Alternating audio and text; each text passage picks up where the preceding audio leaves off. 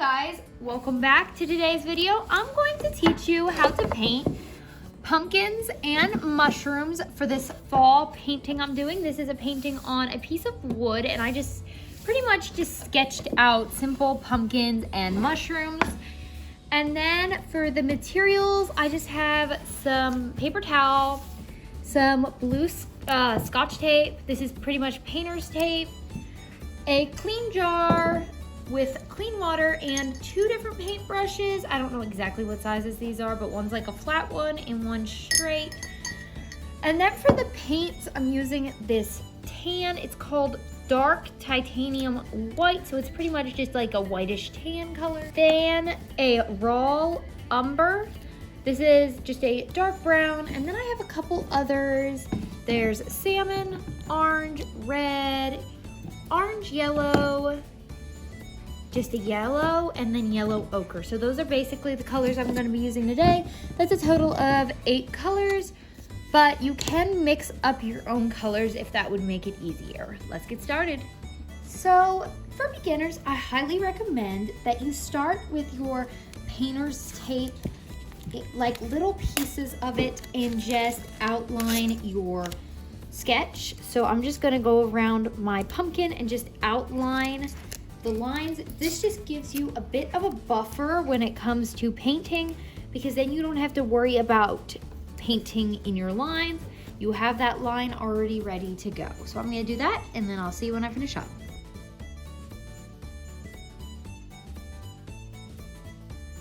Just a real quick disclaimer, I already painted this pumpkin and it's completely dry, but I have to put the tape over this pumpkin.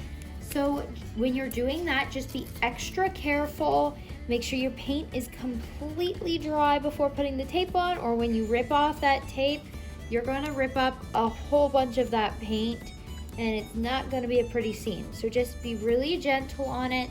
Make sure not to push the paint down real hard. The tape down real hard, just really nice and light.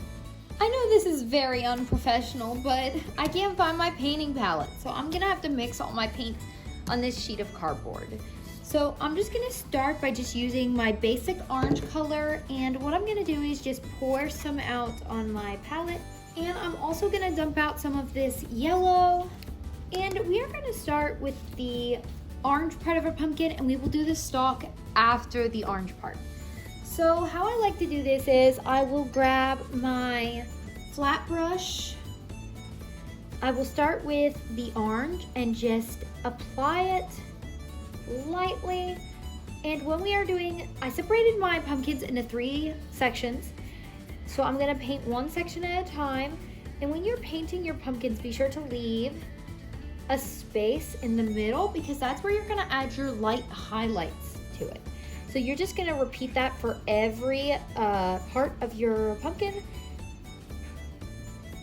Just paint around the outside, leaving a good portion of the middle open for the lighter color paint to add those details. Now I'm just going to clean off my brush after using the orange, and you're gonna pick up the yellow paint, and we are gonna simply dab it into the middle. And right now it's gonna look a little bit awkward because you have this really bright yellow and it looks like it's really out of place, but I'm gonna show you how to blend it very easily.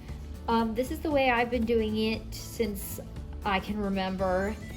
I have never used my paintbrush to blend out paints. I feel like it gives it a sloppy paint job. So what I do is I just take my finger and blend it into your pumpkin, and it might be easier if you wanna add just a little bit of orange paint onto your finger before you do this, just because it could end up being a little lighter if you added too much yellow. And I want to focus on mainly keeping that yellow into the center where I put it, just like that. And I'm going to repeat that for all 3. And I'm also going to add a little bit of orange back on to my pumpkins when I finish blending. And then as we wait for our part of our orange pumpkin to dry, before adding the darker details like the brown you see on this one, we can work on our stalk of our pumpkin. And I'm just gonna use the dark brown and some yellow ochre. I'm just gonna put a little bit of that on my palette because you're not going to need too much of it because you're working on such a small section of paint. So this time you want to grab your smaller brush just because this is harder detail to work in, and you want to start with your yellow ochre. Just really apply the yellow ochre on there. Make sure not to run into your orange at all. There you go. And then you're gonna pick up some of your brown. Make sure your brush is dry for this part. You're gonna pick up some of your dark brown. You're going to add it to the side of your pumpkin stock and also the top, and just try to blend it into the yellow ochre. Sort of like a ombre effect. And then on the top, you want to add a little bit more brown, and on the side. But after it dries, it will be easier to add in those details. So now you just need to wait for your entire pumpkin to dry before continuing.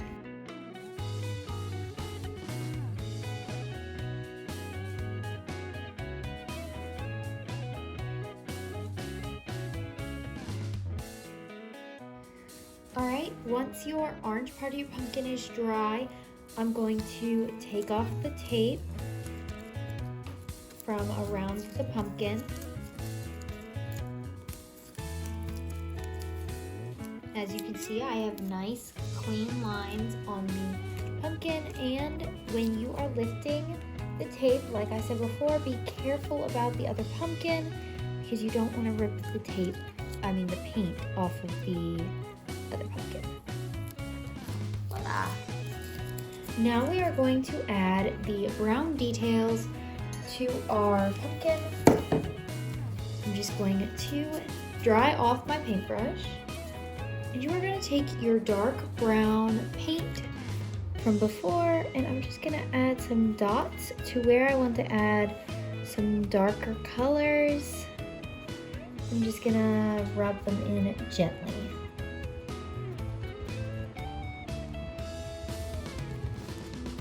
And I will take some orange and blend the orange color out with that just to lighten it up a bit if I feel like it's too dark.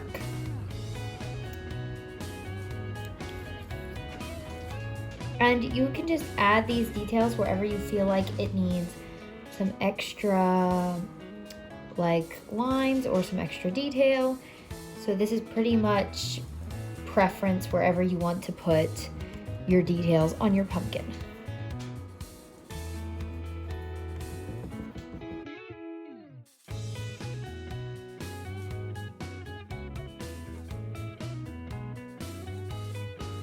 And I'm gonna do the same for my other pumpkin, and then I will move on to the mushrooms. I only have three mushrooms in this painting, and I want the caps to be red and the bottoms to be tannish whitish.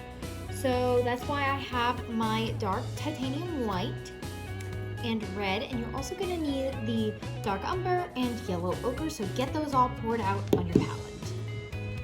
You are going to use your smaller of the two brushes for the mushrooms just because they're smaller.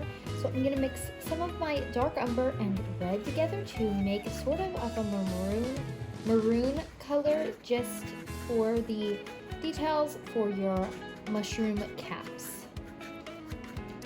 We are going to start with a light shade of the red, and I'm just going to show you how to do one, and then you can do the rest yourself. Starting at the bottom of your, the top of your mushroom, you're gonna add the red to the cap. And then what I like to do is I'm gonna take my paper towel and dab it, just because you don't want your red to be too dark on the mushrooms. Then you're gonna take some of your maroon and add it to the bottom of your mushroom cap, and a little bit to the sides.